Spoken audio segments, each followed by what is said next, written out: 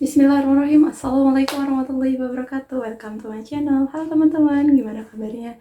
Mudah-mudahan dalam keadaan sehat walafiat ya, amin.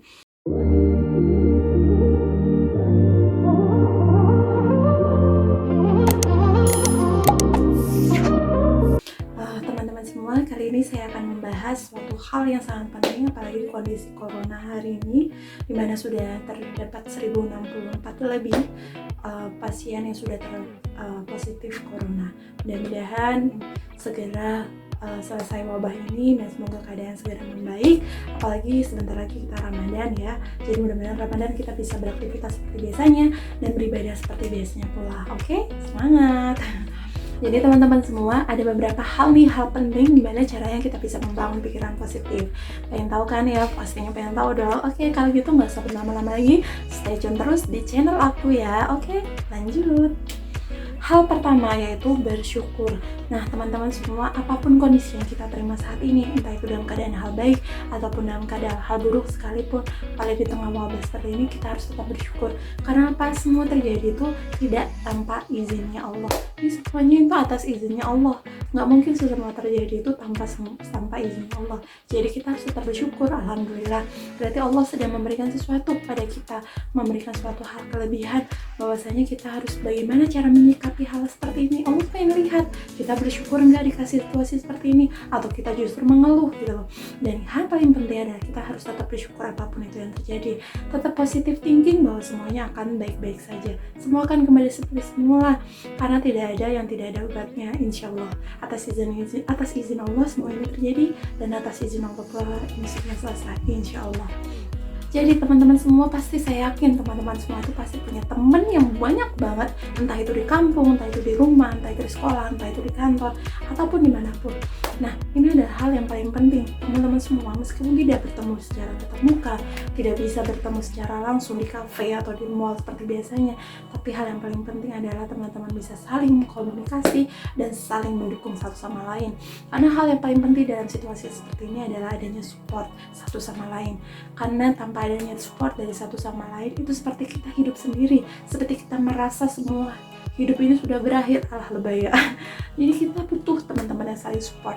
Jadi teman-teman harus pintar untuk selektif memilih teman-teman yang ada sekarang gitu. Jadi harus pintar memilih, pintar selektif dalam memilih teman, dimana yang bisa mendukung, dimana yang benar-benar dia hanya ada ketika kita butuh doang, atau ketika mereka butuh doang gitu. Jadi teman yang baik adalah teman-teman yang saling support satu sama lain. Jadi jangan hanya ada untuk kita doang, tapi kita ada untuk mereka juga. Itu namanya simbol mutualisme. Oke, lanjut. Nah, jadi teman-teman sering dengar kan bahwasanya kita itu adalah pemimpin dari diri kita sendiri, dan kita akan bertanggung jawab terhadap diri kita sendiri. Jadi nggak mau kan teman-teman ketika nanti kita diminta pertanggungjawaban, kita hanya mendapat hal buruk dalam diri kita sendiri gitu loh. Sedangkan hal positifnya itu hanya sedikit. Nah, jadi kita harus mulai bertanggung jawab terhadap diri kita sendiri. Kita berhak untuk bahagia, kita berhak untuk melakukan hal baik untuk diri kita sendiri. Agar apa? Agar ketika nanti kita diminta pertanggungjawaban, kita banyak hal baik yang kita lakukan dalam diri kita sendiri, bukan hanya hal-hal jelek. Jadi udah, gak usah lagi drama-drama, gak usah lagi takut-takut, gak usah lagi gelisah-gelisah. Boleh sih kita takut, boleh sih kita gelisah, tapi jangan berlebihan, karena itu juga gak baik untuk diri kita sendiri, ya kan? Siapa yang pengen yang namanya kita terus-terusan bersedih? Gak ada yang namanya sedih selamanya, gak ada yang namanya bahagia selamanya. Semua sudah ada porsinya masing-masing, dan kita berhak untuk bertanggung jawab atas diri kita sendiri, atas kesedihan dan kebahagiaan kita sendiri. Jadi jangan pernah khawatir teman-teman yang namanya kita bisa bahagia atau kita bakal sedih, karena hidup itu ya kita bakal dapat porsi sedih, kita bakal dapat porsi bahagia. Jadi semuanya itu seimbang gitu loh. Jadi gimana kita cara menerimanya? Oke? Lanjut. Nah, ini dari semua konsep-konsep yang penting, dari semua ide-ide yang saya sampaikan, adalah yang paling penting adalah kita bahagia. Jangan lupa untuk bahagia. Apapun itu terjadi keadaan sekarang, apalagi di pandemi corona ini, kita juga berhak bahagia.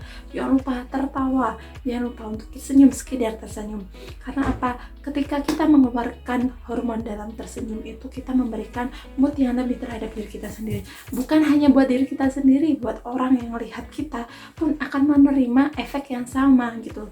Jadi buat apa kita terus-terusan bersedih gitu. Jadi mulai sekarang kita mulai untuk memperbaiki diri sendiri. Ini saatnya kita untuk bermuhasabah juga. Jadi mulai memperbaiki diri sendiri lebih baik lagi di saat seperti ini. Jadi teman-teman, perbanyak bahagia dan yakinlah bahwa semua akan baik-baik saja dan kamu berhak bahagia.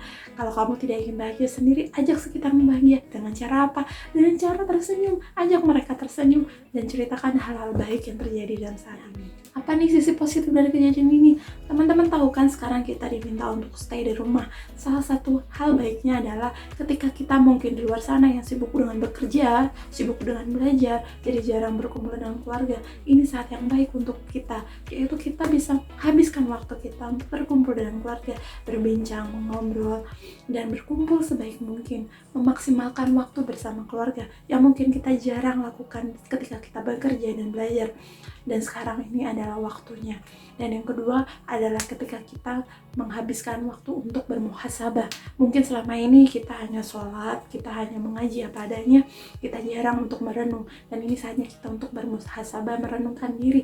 Sebenarnya apa yang salah dalam diri kita, apa yang kurang dalam diri kita, apa yang harus kita perbaiki. Jadi lebih bermunajah lagi kepada Allah, lebih baik lagi.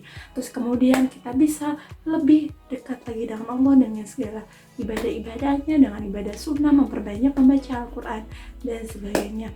Dan jangan lupa yang paling penting adalah sedekah, karena sedekah itu bisa menolak bala. Jadi kita perlu ikhtiar dunia, kita juga perlu ikhtiar langit.